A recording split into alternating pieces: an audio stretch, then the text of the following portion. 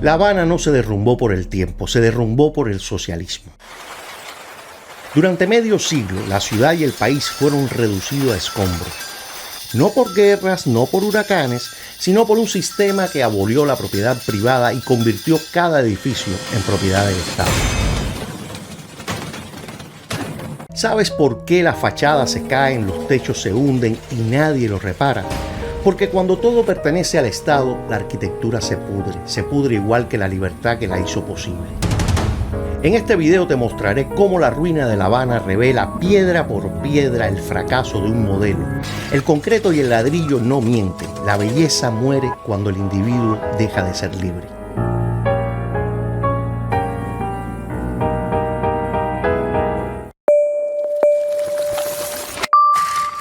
ErnestoMiami.com.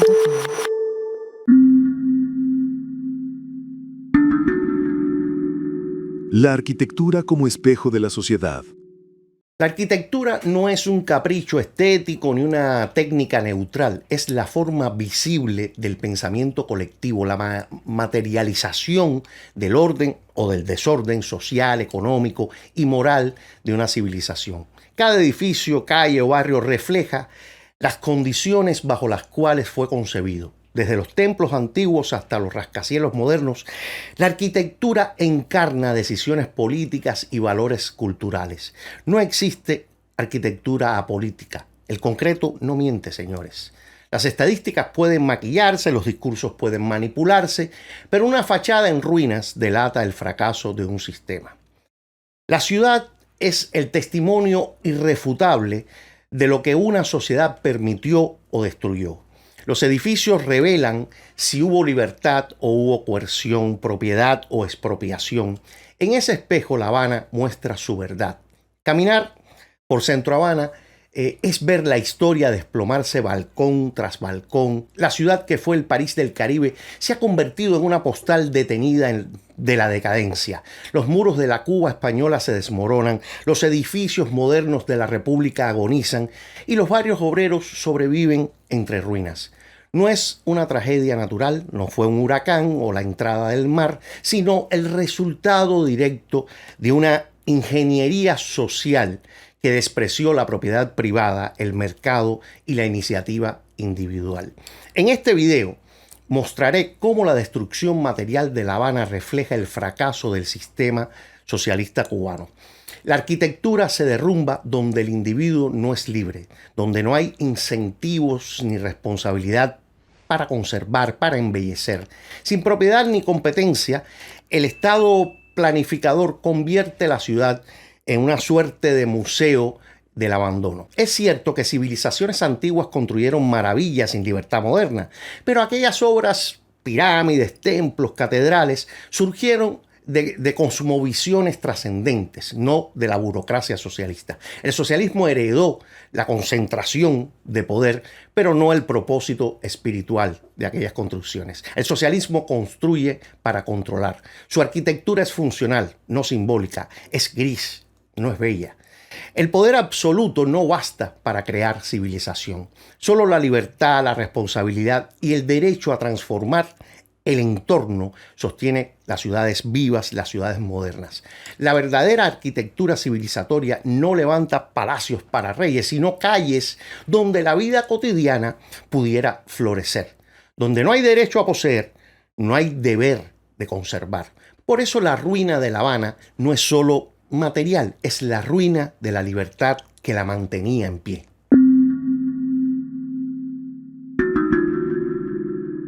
La arquitectura como capital social.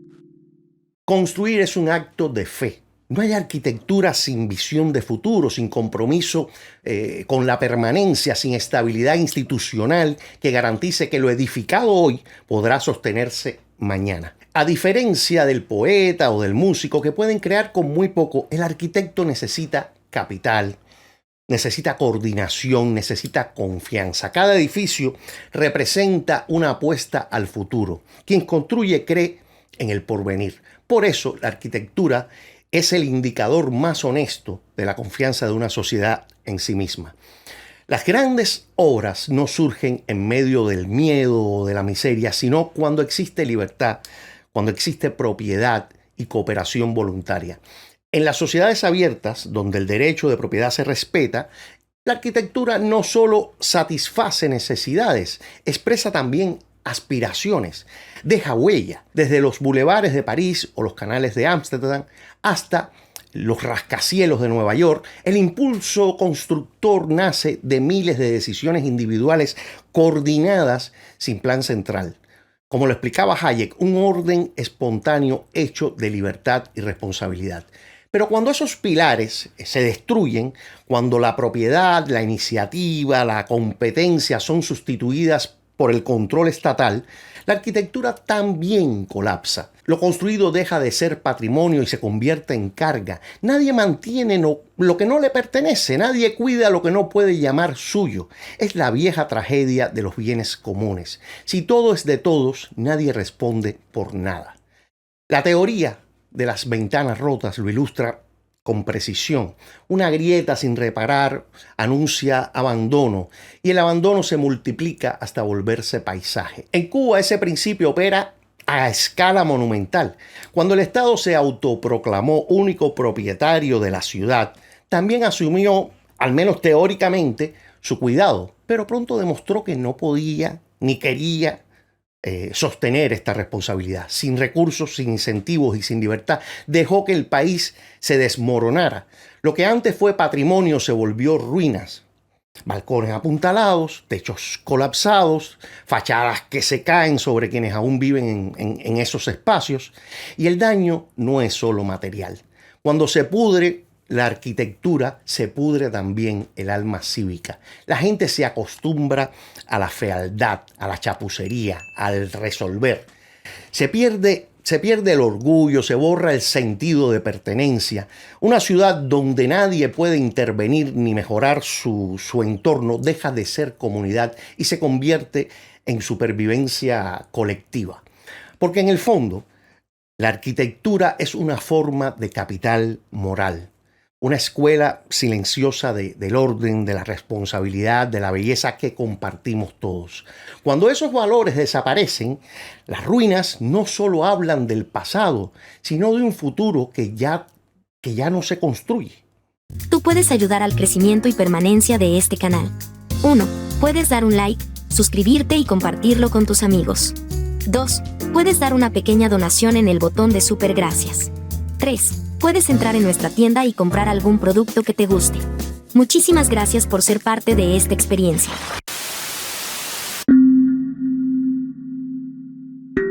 La Habana antes de 1959. Esplendor capitalista. Antes de convertirse en un símbolo de ruina controlada por el Estado omnipresente, La Habana fue, sin ambigüedades, una de las ciudades más vibrantes y modernas del hemisferio occidental. Durante la primera mitad del siglo XX, rivalizó con Buenos Aires, con Río de Janeiro, como centro cultural, como centro financiero y arquitectónico de Iberoamérica. Los españoles huían de la miseria, de la guerra, de la posguerra y se refugiaban en un país donde el trópico prometía trabajo y prometía abundancia, donde la caña de azúcar y el ron impulsaban una economía en expansión y la ley concedía a los forasteros derechos civiles prácticamente idénticos a los de los cubanos. En diferentes barrios, los recién llegados levantaron centros de socorros mutuos, clubes recreativos y periódicos que tejían una red de solidaridad frente al desarraigo. Carpinteros, albañiles, sastres y maestros llegaban con su oficio y contribuían al auge de la construcción de hoteles, el ensanche de avenidas arboladas e incluso fundaban destilerías de ron y fábricas de tabaco que se convertían luego en emblemas nacionales. Por eso, la migración española no solo llenó calles y plazas de nuevos oficios y costumbres, sino que se transformó en un motor irreversible de crecimiento urbano y cultural, ofreciendo a sus protagonistas la esperanza de un porvenir alejado de la penuria que los había expulsado de su terruño.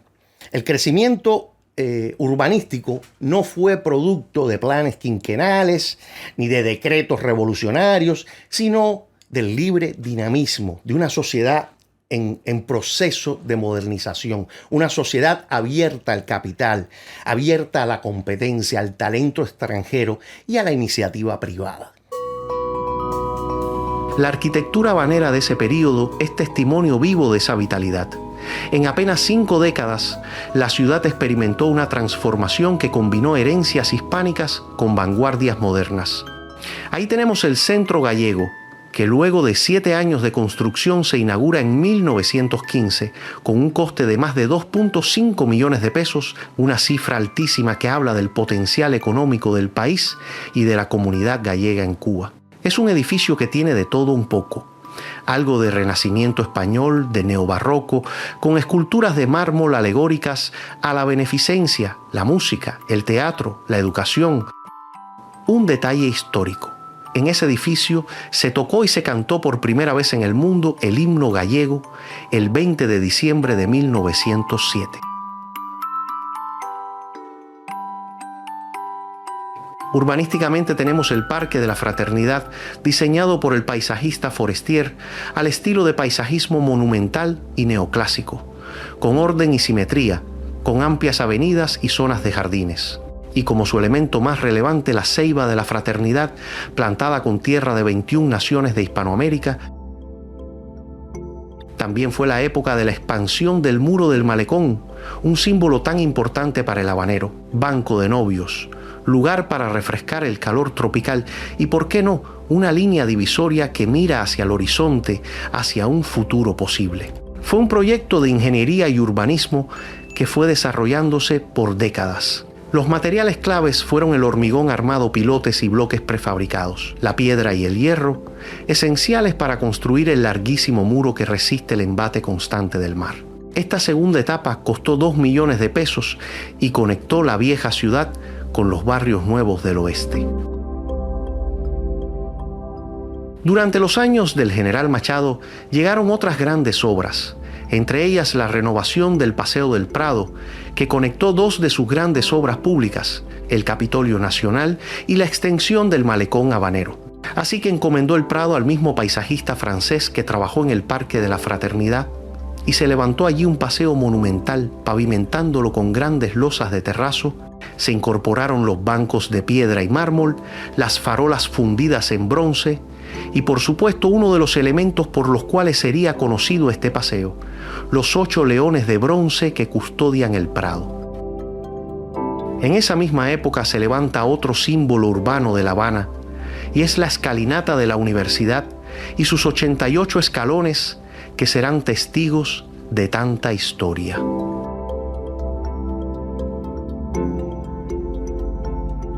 El Capitolio Nacional, sede del Congreso y símbolo de la joven república. Uno de los edificios más grandes y suntuosos del mundo en su momento, costó 17 millones de pesos.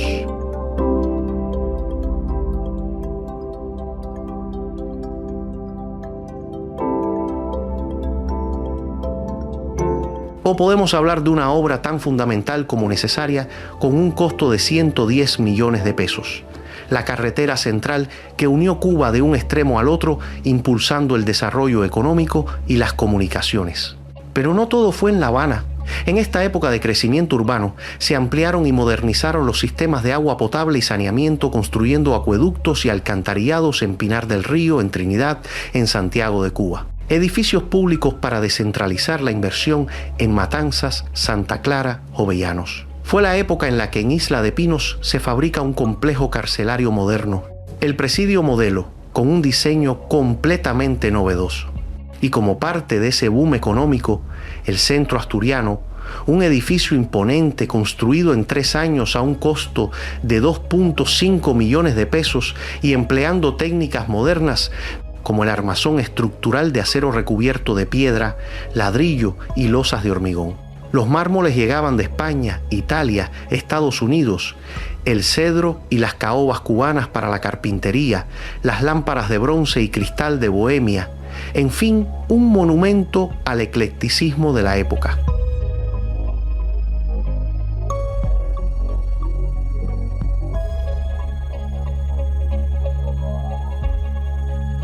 El Hotel Nacional de Cuba, con su mezcla de estilos moriscos y art deco, albergó a jefes de Estado, estrellas de Hollywood, algún que otro capo de la mafia y empresarios, convirtiéndose en símbolo de un país conectado con el mundo.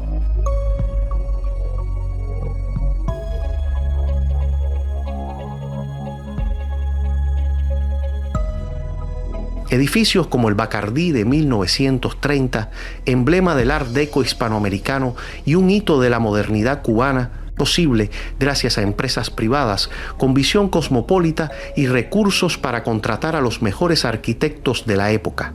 Con las características del estilo geométrico, fue en su momento la estructura más alta de La Habana.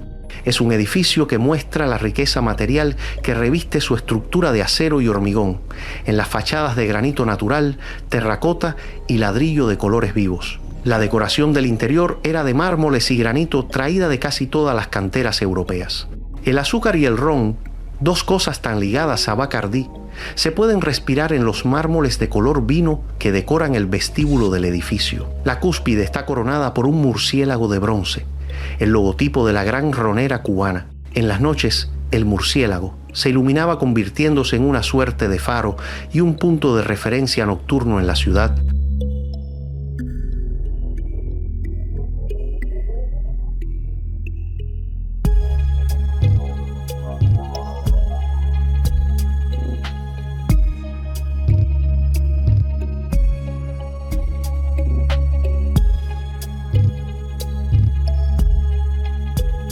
Durante esa época también se remodela y amplía la avenida del puerto que daba la bienvenida marítima y comercial e integraba el puerto a todo el centro urbano.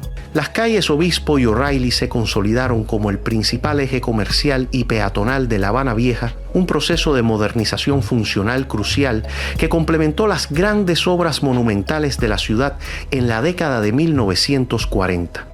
Este corredor vital actuaba como un eje cívico-comercial que conecta la historia, desde el Palacio de los Capitanes Generales y la Plaza de Armas, con las nuevas áreas de desarrollo en Centro Habana y El Vedado.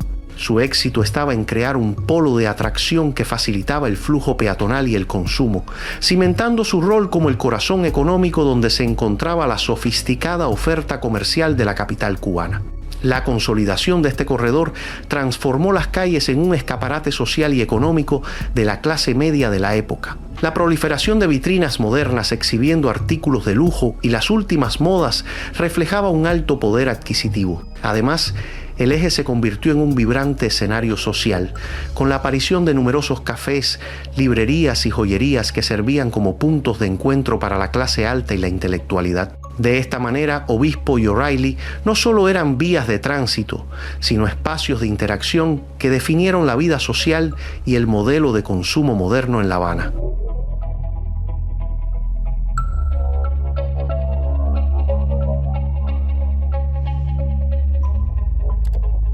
Comienza entonces el modernismo tropical que surge a partir de los años 30 como una ingeniosa adaptación cubana de las ideas del racionalismo y el funcionalismo global aplatanado al riguroso clima caribeño. Esta nueva arquitectura rompe con el ornamentado, eclecticismo y el art deco predominantes, enfocándose en la función de la edificación y la racionalidad. El diseño espacial se centró en lograr el confort mediante la ventilación cruzada y la protección solar pasiva, esencialmente concibiendo el edificio como una máquina para vivir, optimizada para el trópico y su eterno verano. La característica más distintiva de esta adaptación fue el uso extensivo de soluciones de protección solar o brise soleil. Esto se manifestaba en elementos como las persianas de Miami y las celosías de hormigón, que permitían tamizar la luz intensa y reducir el calor sin depender del costoso aire acondicionado. Además, los arquitectos emplearon amplios voladizos y aleros para crear sombras sobre las fachadas. El uso del hormigón armado facilitó estas estructuras y la aplicación de materiales locales como el terrazo y la cerámica en pisos y revestimientos, destacando esta corriente inicialmente en zonas residenciales como El Vedado y El Cerro.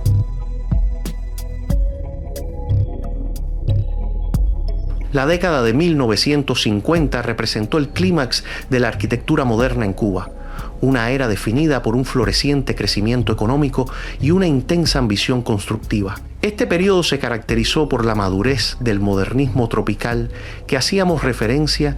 Las edificaciones de esta época no solo buscaban la estética de las líneas limpias, sino una funcionalidad rigurosa.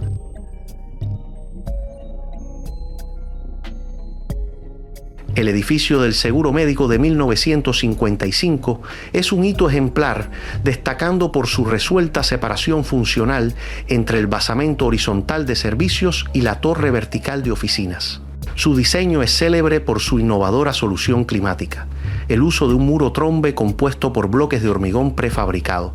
Esta piel porosa actúa como un brise soleil y una celosía ventilada, modulando la luz intensa y facilitando la ventilación cruzada en los interiores.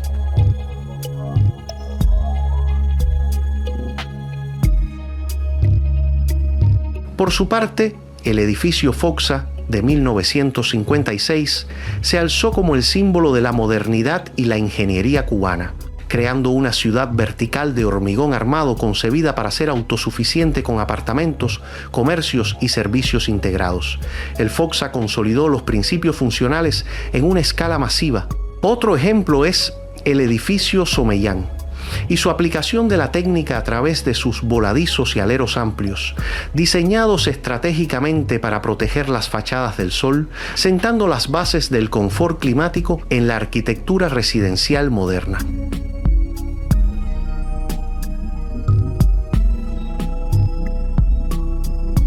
A nivel urbanístico, la década se centró en la expansión y consolidación de los barrios residenciales de élite, principalmente El Vedado y Miramar. Estos desarrollos se alejaron del denso entramado colonial para abrazar el modelo de la ciudad jardín. Miramar, en particular, se transformó en la zona más exclusiva, definida por amplias avenidas arboladas como la Quinta Avenida y grandes lotes que albergaban residencias unifamiliares de diseño moderno. Estas casas aplicaban los principios del modernismo tropical a una escala doméstica, utilizando terrazas, pérgolas y quiebravistas para integrar los espacios interiores con los jardines, optimizando la entrada de luz indirecta y el flujo de la brisa. El automóvil jugó un papel fundamental en la expansión geográfica de La Habana. No fue solo un accesorio de lujo en la Cuba de los años 50, sino el factor fundamental que dictó el diseño urbano y arquitectónico de barriadas de élite como Miramar y largas distancias que exigían la dependencia del transporte privado. El automóvil se convirtió en un símbolo de estatus que las nuevas infraestructuras debían acomodar, por lo que la planificación requirió el diseño de grandes lotes para viviendas unifamiliares con jardines y, crucialmente, la integración de garajes cubiertos o carports en la estructura de la casa, alterando la fachada tradicional para priorizar el acceso vehicular y consolidando un estilo de vida suburbano moderno y exclusivo.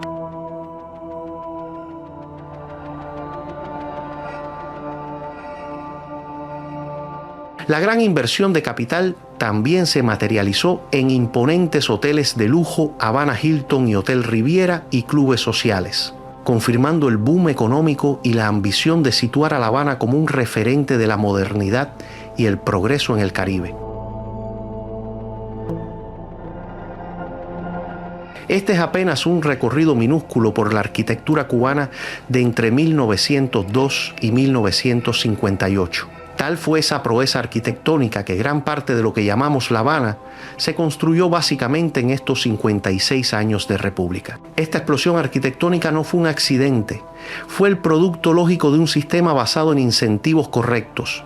La propiedad privada incentivaba no solo la construcción, sino el mantenimiento continuo. Los edificios tenían dueños y los dueños invertían en ellos porque representaban valor, prestigio y legado. La competencia entre empresas constructoras, estudios de arquitectura e inversores inmobiliarios generaba innovación estética, eficiencia funcional y sofisticación urbana. Las obras no se levantaban por ideología, sino por demanda, por visión de futuro, por libre asociación entre arquitectos, ingenieros, promotores y propietarios. En términos económicos, lo que floreció en La Habana fue una forma incipiente de capitalismo urbano. Aún con todos los problemas estructurales de la época, desigualdades sociales, dependencia externa, inestabilidad política, El sistema económico previo a 1959 permitía un margen considerable de libertad empresarial y una creciente movilidad social para clases medias urbanas que se expandían. El paisaje arquitectónico reflejaba esa movilidad. Este periodo representa un claro ejemplo de que cuando se respeta la propiedad, se permite el emprendimiento y se limita el poder estatal, se produce riqueza visible y belleza compartida. La arquitectura como bien duradero muestra con nitidez las condiciones bajo las cuales se desarrolló. La Habana capitalista no solo era más rica, era más bella, más cuidada y más viva. La interacción entre libertad económica y creatividad arquitectónica dio lugar a un patrimonio urbano cuya calidad y diversidad siguen asombrando al mundo. A pesar de décadas de abandono, el contraste con el presente no puede ser más nítido, donde el socialismo estandariza y olvida, el capitalismo urbano compite, diversifica y deja huella. En la arquitectura de La Habana anterior a 1959 no solo se ve el rostro de una ciudad, se ve la expresión concreta de una libertad que, aunque imperfecta, permitía soñar, construir y progresar.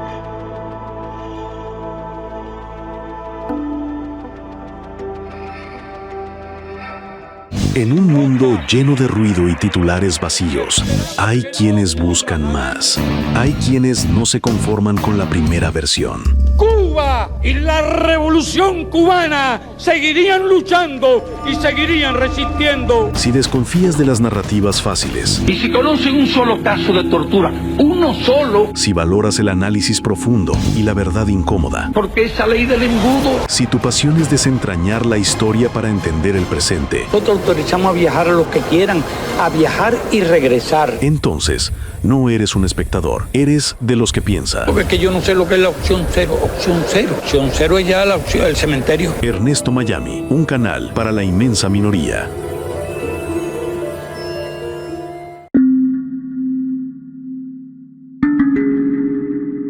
El socialismo y la muerte de la arquitectura. La Revolución Cubana de 1959 no solo transformó el sistema político y económico del país, transformó radicalmente la relación de los ciudadanos con el espacio, con la ciudad y con el tiempo mismo. La arquitectura, hasta entonces, es una expresión viva del dinamismo social. La inversión privada y el orgullo urbano fue convertida en objeto pasivo, primero expropiado, luego ignorado y finalmente destruido. El proceso de nacionalización estatizó los edificios, despojó a los ciudadanos de su vínculo elemental con ellos, la pertenencia, y con ello destruyó los cimientos invisibles que hacen posible a una ciudad funcional. Pero todo ese proceso se detuvo realmente con la revolución, y lo que sucede es todo lo contrario. La ciudad empieza a crecer hacia adentro, porque básicamente la idea del barrio marginal, el barrio insalubre, que tiene muchos nombres, muchas denominaciones, el Yegaipón, se le decía algunos barrios, Fanguito, eran barrios periféricos de gente muy pobre, empiezan a configurarse en la ciudad propiamente. Al abandonar el país, los dueños de muchas de esas edificaciones, se convierte, y al desaparecer también la actividad comercial, se convierten todos estos edificios en edificios de vivienda básicamente.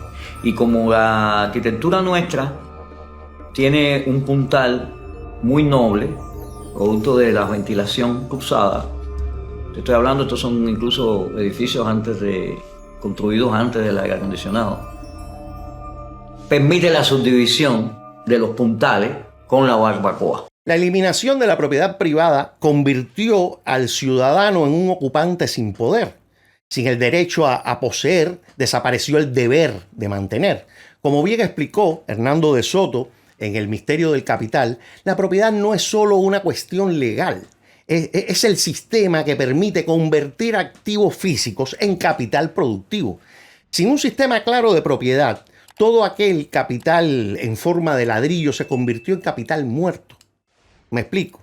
En Cuba, tú no puedes adquirir créditos e hipotecas a partir de la propiedad. Y como sabemos, la mayoría de las riquezas de la población en general en el mundo, su activo mayor radica precisamente en su vivienda. O sea que todo aquel capital invertido durante la República en construcciones y urbanismo pasó a ser un activo muerto, un capital que comenzará día tras día con el descuido a convertirse en las ruinas que son hoy.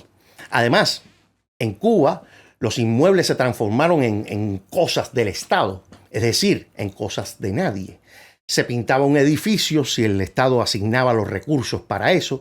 Y por supuesto, en un país que comenzó su empobrecimiento el mismo 1 de enero, los recursos se hicieron cada vez más escasos. El resultado fue una metástasis del descuido, sin incentivo económico ni posibilidades jurídicas de actuar sobre los bienes que habitan millones de cubanos. Quedaron atrapados en estructuras en ruina, condenados a improvisar soluciones en condiciones de deterioro permanente. El Estado, al coronarse el rol de único propietario y planificador de todo, el planificador urbano, asumió también la responsabilidad de preservar y desarrollar el entorno construido. Pero esa promesa tampoco se cumplió. Como en todos los regímenes centralizados, las prioridades ideológicas se impusieron sobre las necesidades concretas y reales. Los recursos no se dirigieron al mantenimiento de las ciudades y los espacios públicos heredados de la República, sino que la tubería de rublos que llegaba desde Moscú se destinaron a proyectos propagandísticos que exaltaban la revolución, que exaltaban a Fidel Castro y a dar glorias y vivas a un sistema social que desprecia la comodidad, que desprecia el confort y la calidad de vida, dejando esos rezagos burgueses solo para la clase militar y del partido. La arquitectura socialista, concebida como supuesta expresión del hombre nuevo, terminó reflejando la uniformidad del ciudadano, la negación de la estética, la indiferencia hacia el individuo. Edificaciones prefabricadas, anónimas, funcionales hasta el hastío, fueron impuestas sobre el paisaje urbano con una especie de lógica militar, no civil. Estas construcciones, estos bloques grises, sin identidad, sin adaptación climática, sin respeto por el entorno histórico, rompieron la armonía de la ciudad y expresaron con brutal claridad la cosmovisión del poder. La arquitectura ya no era una expresión del pueblo, sino una especie de mecanismo para alojarlo y controlarlo. Pero lo más trágico no fue la fealdad, fue la parálisis histórica. No es que se construyeran edificios feos y estéticamente bolos, o sea, sovietizados, no. Eso habría sido un plus. Es que en los últimos 66 años apenas se ha construido. En Cuba, el problema de la vivienda es crucial. Bueno, si un país tropical no puede cosechar boniato que con las lluvias y el calor crece como la mala hierba, imaginemos lo que es un proceso constructivo serio. Un proceso que requiere capital, recursos, requiere concertación. Y cuando hablo de problemas de vivienda, no piensen en los problemas del primer mundo, donde la nueva generación permanece viviendo con sus padres 10 años más que las generaciones anteriores. No estamos hablando de eso. Eso sería un lujo. Lo normal en Cuba es que conviven 3 generaciones hacinadas en pocos metros cuadrados. Desde que yo tengo uso de razón en Cuba, cuando te casabas, el problema era dónde irías a vivir, o a casa de los padres de la novia o a casa de los padres del novio. O tener la tragicomedia de que la abuelita se pusiera bien mal y muriera. No había una mezcla de dolor más agridulce que salir del entierro para el camión de la mudanza. Es así, el cubano lo sabe. Pocos, la excepción a la regla, pueden decir que se casaron y se fueron a vivir solos.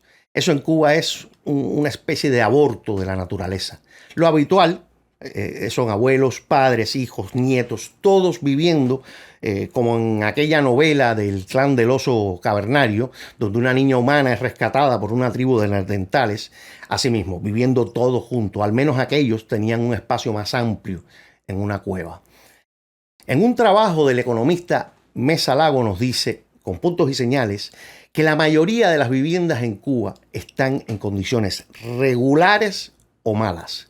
nos muestra que la tasa de construcción es mucho menor que la tasa de crecimiento demográfico. Ojo, en un país donde el crecimiento demográfico es nulo. Durante el periodo especial, en los años 90, el crecimiento cubano era del 0.3% y así se mantuvo hasta el 2010. Y unos años después pasamos a una tasa de crecimiento negativo, o sea, de decrecimiento, que el año pasado fue de menos 0.39%. O sea que en un país con crecimiento poblacional negativo se construye menos que ese crecimiento poblacional. Mesa Lago plantea además que hay un descenso sostenido en la construcción al punto que en el 2016 se construyeron 1.9 viviendas por cada 1.000 habitantes. Según el estudio del profesor Mesa Lago, las causas fueron la falta de materiales de construcción, la falta de fondos para las reparaciones de las viviendas ya existentes, la escasa asignación presupuestaria, donde el dinero destinado a la construcción es una de las asignaciones más pequeñas dentro del presupuesto estatal. Además, no hay constructores en Cuba porque los salarios son extremadamente bajos, a lo que yo añadiría que la principal causa es la abolición de la propiedad privada y la centralización de toda actividad económica. Esa, en mi opinión, es la causa fundamental de esta debacle constructiva. Pero sobre todo que todos los años nos sobrepongamos con una mayor velocidad, con una mayor calidad al ritmo en que venimos construyendo viviendas, demos más soluciones a miles de familias. Indudablemente también habrá un camino de esperanza, habrá un camino también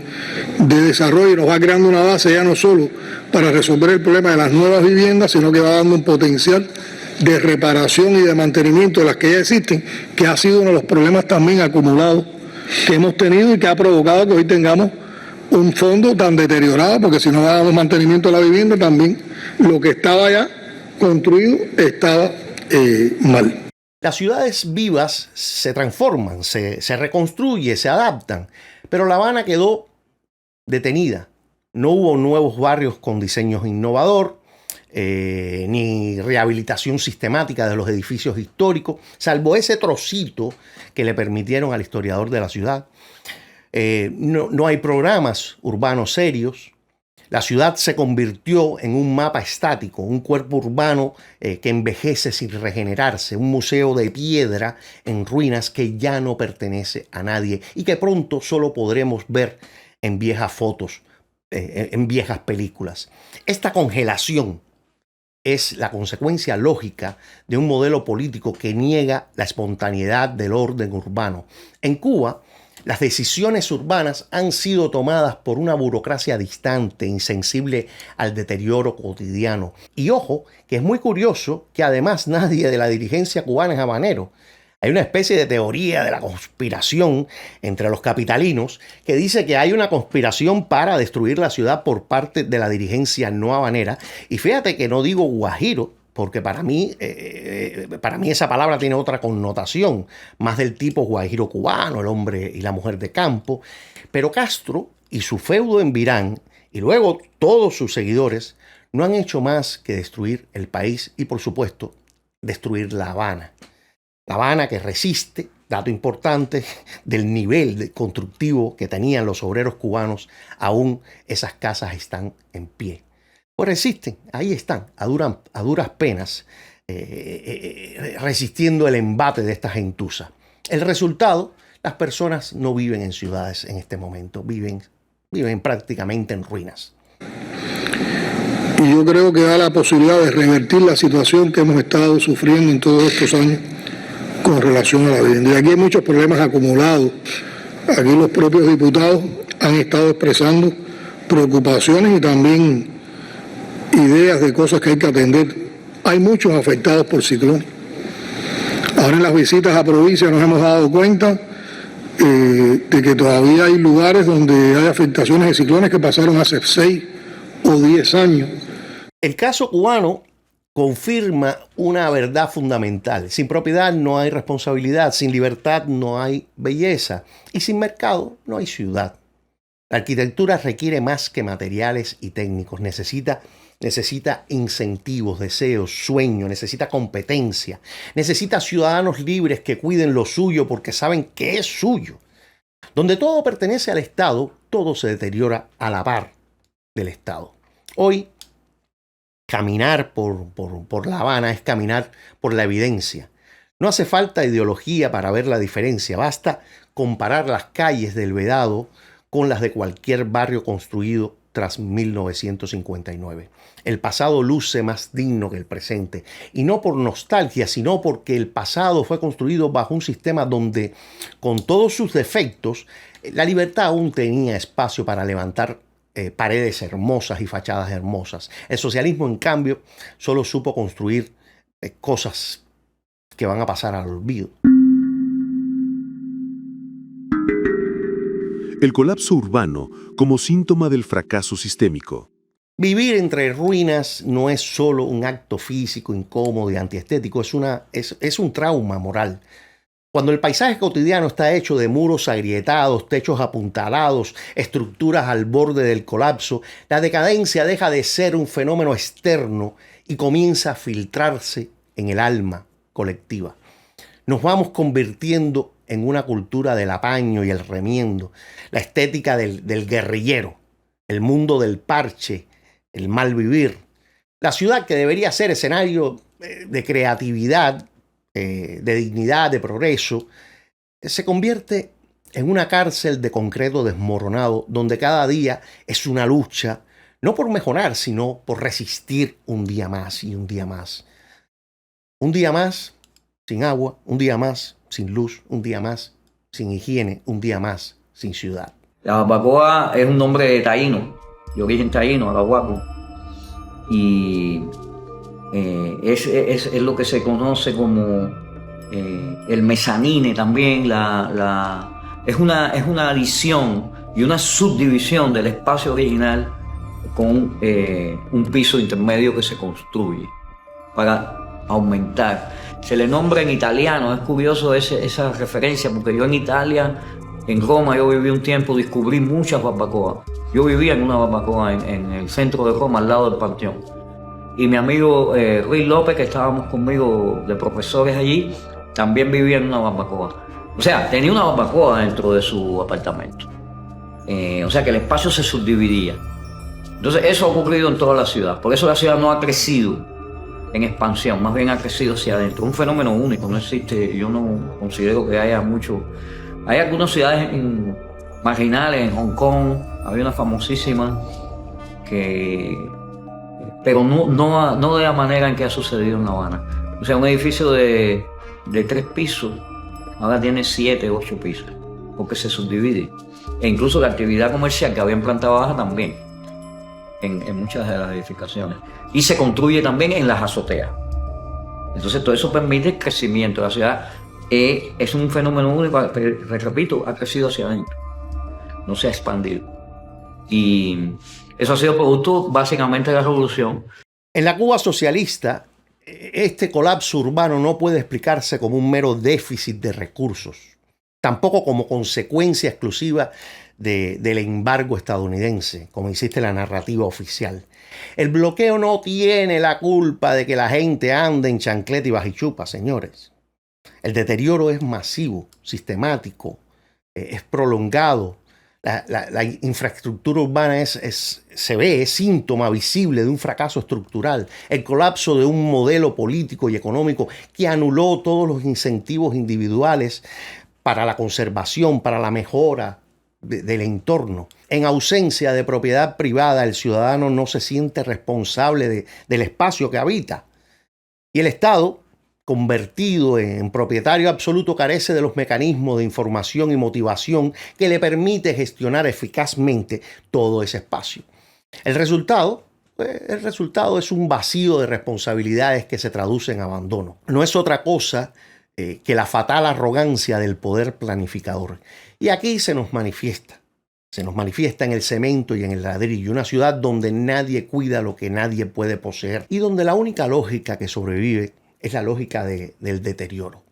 Esto ha dado lugar a una forma particular de subjetividad urbana, una mentalidad así como de supervivencia arquitectónica. En lugar de planificar mejoras o participar en proyectos comunitarios, los ciudadanos se ven obligados a improvisar.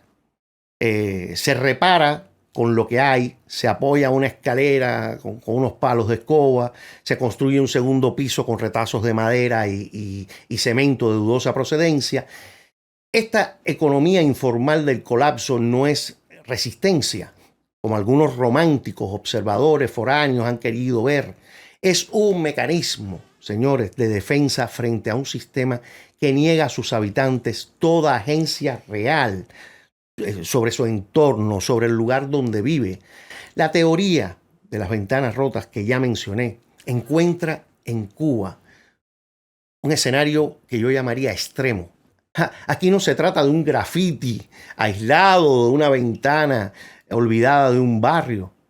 Aquí se trata de una ciudad entera convertida en señal de alarma permanente. La descomposición material alimenta la descomposición social.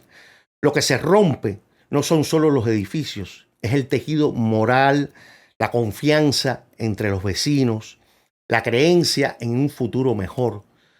¿Cómo hablar de civismo o de participación ciudadana en un contexto donde lo que se cae literalmente es el techo sobre nuestras cabezas? Ante este panorama, la emigración no es únicamente un fenómeno económico ni una simple acción a la falta de oportunidades. Es también y sobre todo un acto simbólico del rechazo a todo eso. Escapar de Cuba es escapar de una dictadura y es también escapar de una ciudad detenida, de un entorno que impone la fealdad y que penaliza la iniciativa. Está el tema de que tenemos que diseñar y construir viviendas con calidad. Y la vida nos lo ha dicho, cuando nosotros vamos a ver las afectaciones del ciclón, en el ciclón no se caen las casas buenas, y ciclones vamos a tener casi todos los años. Si todo el fondo habitacional nuestro fuera fuerte, estuviera bien construido, no pasaban los ciclones y tendríamos afectaciones en la agricultura, pero no tuviéramos afectaciones, tuviéramos mínimas afectaciones en la vivienda. Pero cuando uno analiza lo que se afecta en un ciclón, son las casas malas. Yo digo que es una política integral y en la medida que vayamos construyendo buenas viviendas, viviendas sólidas, viviendas bien ubicadas, porque esto responde a planes de ordenamiento urbanístico y territorial, entonces también se van a atenuar esas problemáticas. Y yo aspiro a que tengamos un momento en que con estos programas las afectaciones de ciclones sean mínimas, los gastos que tenga que hacer el país para damnificado del ciclón también se minimicen. Por lo tanto, miren toda la proyección, todo el alcance que da esta política, además del bienestar de las personas. Es una política que integra ideas, que integra experiencia, que integra fuerzas, que integra principios y concepciones sobre la vivienda, que integra elementos de organización y que integra la ciencia y la innovación. Hay varios grupos de investigación de nuestras universidades, en particular el conocido grupo de Martirena en la Universidad Central de Las Villas, que le ha aportado a esta política, que se ha tenido en cuenta todo un grupo de investigaciones. Hay otros grupos que han trabajado el tema de los materiales de la construcción, también se han tenido en cuenta en esta política. Y eso es bueno porque uno de los principios que hemos planteado es que en todo lo que hagamos se aplique la investigación científica y se llegue con ella a la innovación. Este colapso urbano revela una realidad. Cuando se destruyen los incentivos individuales, también se destruyen los resultados colectivos. Una ciudad no se mantiene porque exista un orden estatal que lo exija, sino porque miles y miles de ciudadanos libres consideran valioso su entorno, lo sienten como suyo y actúan en consecuencia.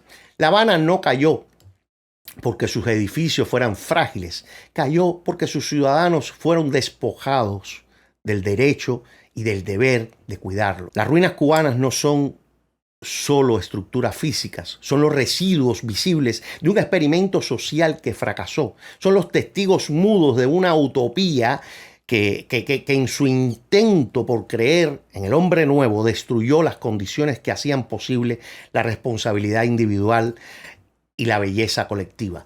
Y mientras no se recuperen estos principios, libertad, propiedad privada, competencia, cada grieta seguirá siendo no solo un problema estructural, sino una metáfora viva de este fracaso.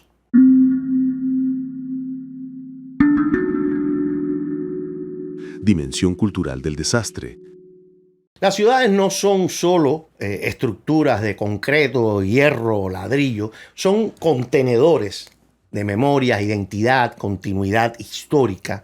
Cuando un edificio antiguo colapsa, no solo se pierde una obra arquitectónica, se borra un fragmento de nuestra narrativa común, la narrativa como pueblo que permite a las personas sentirse parte de una comunidad que viene desde el pasado, se vive en el presente y dejaremos para el futuro. En este sentido, la ruina arquitectónica es también ruina cultural, deterioro visible del alma de una nación.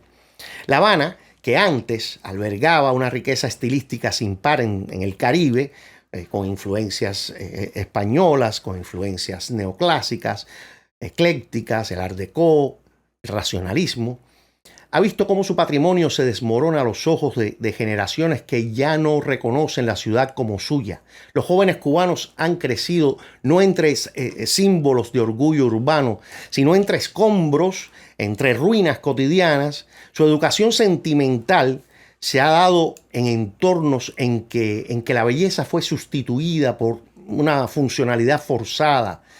La diversidad fue sustituida por la estandarización y el sentido de pertenencia por una especie de resignación. Este es un programa que genera empleo, mucho empleo, porque para construir viviendas hace falta mucha gente. Por lo tanto, también ayuda a mejorar un indicador que hoy tiene un determinado deterioro en los indicadores de la economía del país. Una ciudad sin belleza no solo empobrece el paisaje, empobrece la imaginación.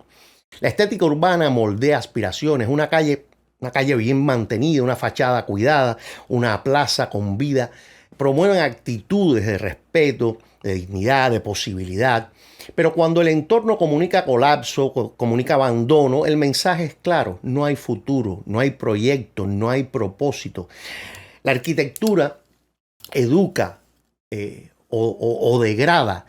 Y en el caso cubano, el Estado ha optado por lo segundo, por la degradación, ya no por incapacidad, sino por convicción ideológica. Cuando el régimen cubano decide invertir en arquitectura, hecho raro y generalmente puntual, lo hace con fines propagandísticos, no funcionales. Los recursos se destinan a una plaza dedicada a Ernesto Guevara, aniversarios revolucionarios, monumentos abstractos y por supuesto a los edificios que les provee a ellos el capital necesario para mantenerse en el poder. Estos espacios no están diseñados para el ciudadano, sino contra él.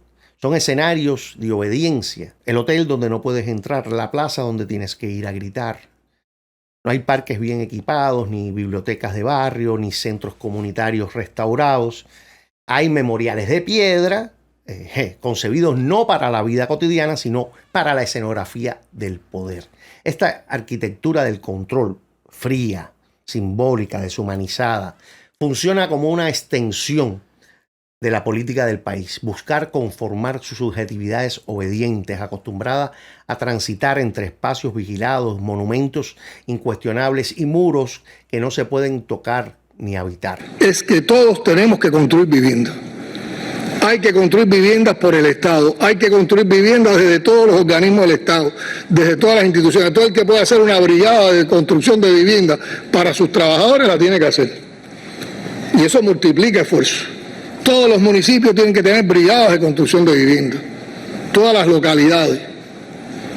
Y además todas las viviendas que se pueden realizar por esfuerzo propio de la población. Si vinculamos un gran esfuerzo estatal con un gran esfuerzo también de las personas, vamos entonces a tener un resultado mayor.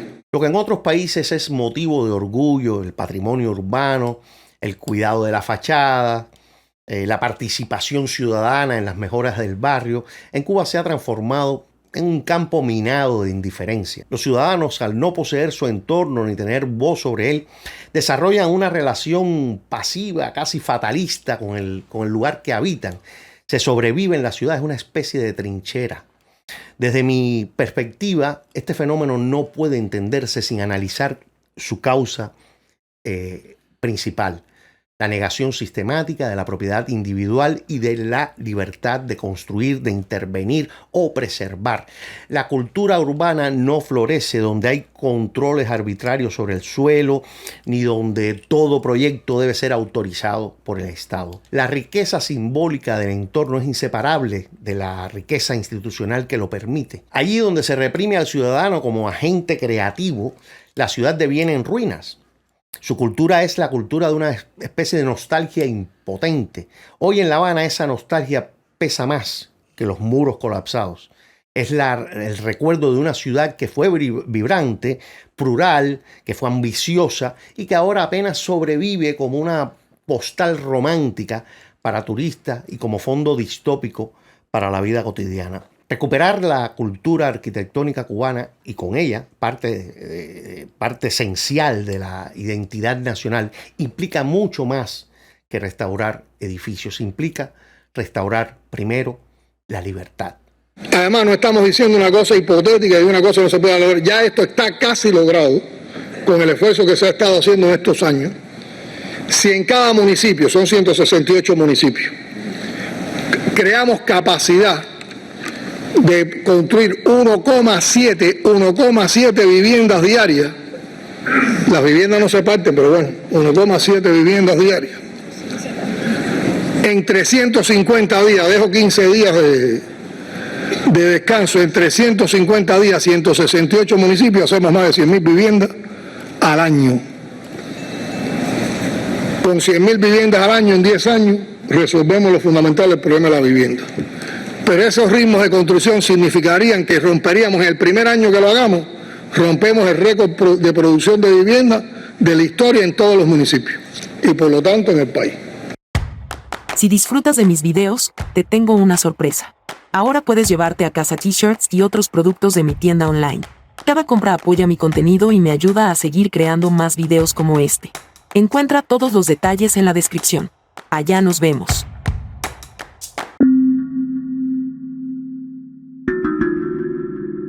Hacia una arquitectura de la libertad.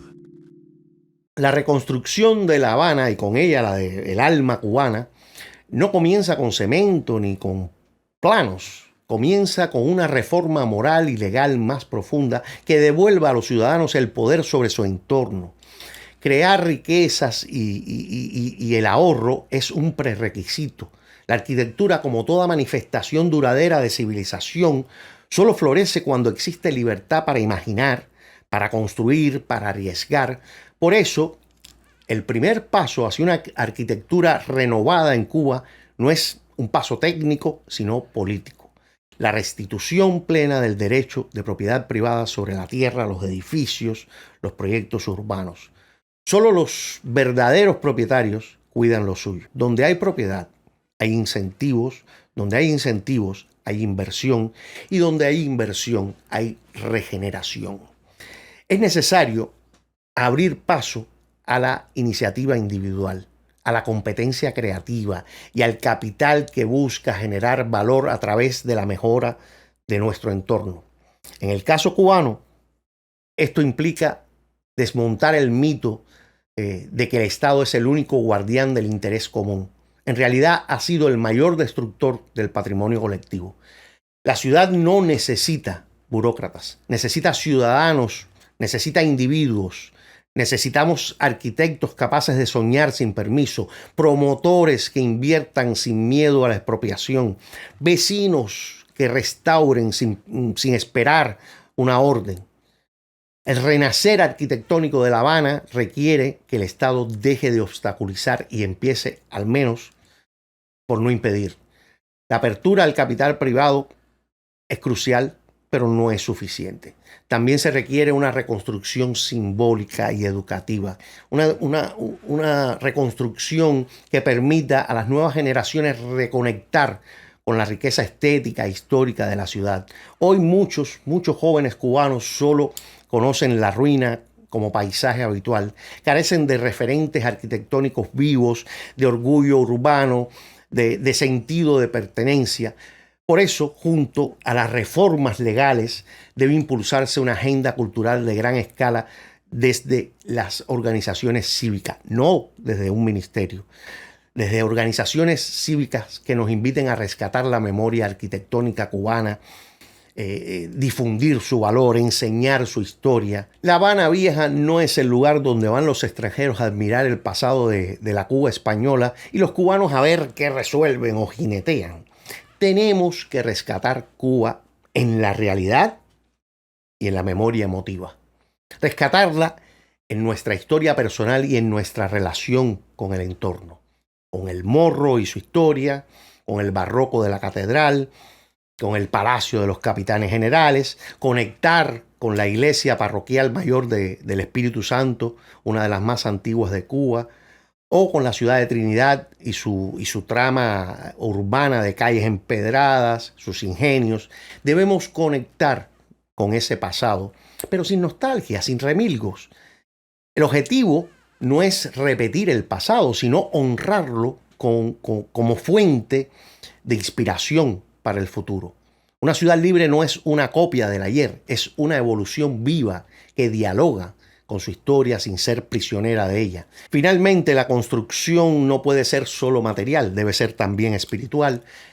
La arquitectura de la libertad no es solo la que permite levantar grandes edificios, sino la que permite regresarnos al espíritu nacional, a una vida con dignidad, con belleza, a una vida de elección, en términos más mundanos, a una vida del siglo XXI, donde tener electricidad, agua potable y alcantarillado no sea un lujo. En la medida en que reconstruyamos el país, al mismo tiempo tendremos que aprender a ser individuos y no esa masa proletaria. Tendremos que rescatar la memoria más allá de los mambises y los rebeldes, el rescate incluso de nuestra identidad hispana a través de nuestra propia lengua. Junto al proyecto urbano, rescatar también tradiciones y costumbres que fueron borradas o desterradas, los rituales, las viejas celebraciones, las creencias, los valores. Entre cal y arena de la reconstrucción habrá que importar toda la culinaria cubana que por suerte vive en Miami y no será difícil que lleguen apenas unos días a cada rincón cubano. Las viandas, las hortalizas, las frutas tropicales que hoy son desconocidas para casi todos los cubanos, llegarán de vueltas porque aquellas semillas también se fueron en 1959. Mientras se arreglan los baches de las calles y avenidas, habrá que contar la historia compartida, los mitos fundacionales, lo sagrado, lo bello, la idea de lo justo, las normas desterradas, como las formas de convivencia, la cortesía, el rol de la familia. Y no olvidar hablar de los traumas y hablar de los héroes que no llegaron allí. Aquellas personas que se enfrentaron y son prácticamente anónimos en la historia cubana. Los historiadores deben profundizar, analizar, interpretar lo que nos ha sucedido como pueblo. Si no queremos que en pocos años vuelvan las ideas destructivas del comunismo, habrá que hablar de él en sus términos reales, desde la crítica, cuestionando las versiones oficiales y desmontando de una vez todos los mitos, entendiendo la identidad nacional si algo queda de ella. Hemos hablado mucho del daño antropológico en este canal y parte de sanar como individuos y nación tendrá que curar ese daño. Quizás entre clavos, martillos y encofrados, para arreglar esa Cuba destruida podamos también encontrar la cura a esos daños al mismo tiempo. Por eso debemos abrir paso a espacios plurales, a barrios diversos, a estilos que convivan y compitan, a plazas habitadas por el pueblo, el carnaval y la fiesta, la celebración popular y no la marcha y la consigna. Significa, señores, en resumen, devolverle al individuo el derecho de imaginar su ciudad y de actuar sobre ella sin tutela. Porque cuando una sociedad es libre, lo es también su arquitectura. La variedad, la innovación, la calidad constructiva, la preservación del legado, el cuidado del detalle, todo eso nace del encuentro entre individuos libres que desean construir no solo para sí, sino para los demás y para el futuro. Cuba tiene todo lo necesario para renacer. Historia, buen clima, talento humano, riqueza arquitectónica. Solo le falta lo esencial, la libertad para volver a construir. La recuperación de Cuba y su arquitectura no será el producto de un plan estatal. no debería ser un proyecto desde el gobernante de turno, sino que recordemos a ese presidente como aquel que dejó hacer, como aquel que confió en el mercado.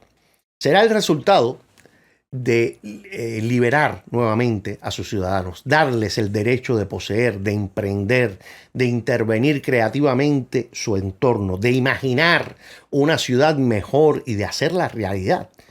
Cuando ese día llegue, cuando los edificios no estén en manos de Gaesa, el PCC y toda esa corruptela, sino en manos de la familia, de los vecinos, de los arquitectos, de los emprendedores, entonces las ruinas dejarán de ser testigos del colapso para convertirse en cimientos de un atisbo, al menos de esperanza. Porque construir una ciudad es también reconstruir una cultura y una nación. Las ruinas son la advertencia de lo que sucede cuando se confía en un tirano y son la promesa de que si se hizo en el pasado, somos capaces de revivirlo en el futuro. Ahora vemos ruinas. Las ruinas son lo que deja esta revolución. Pero también podemos verlo con un poco de optimismo y pudiera ser el punto de partida de lo que se puede volver a levantar. Si te gustan estos temas de conversación, te espero en mi canal. Suscríbete, dale a la campanita, dale un like, te leo en los comentarios. Y si además quieres darme un empujón, comparte este video con un par de amigos. Y si no te gustó, solo para joder, envíaselo con una sonrisilla sardónica a tus enemigos. Muchísimas gracias por tu compañía. Y recuerda, vive y deja vivir. Quisiste ser gota de lluvia en la ventana, suave y sutil, no fuiste más que un vendaval.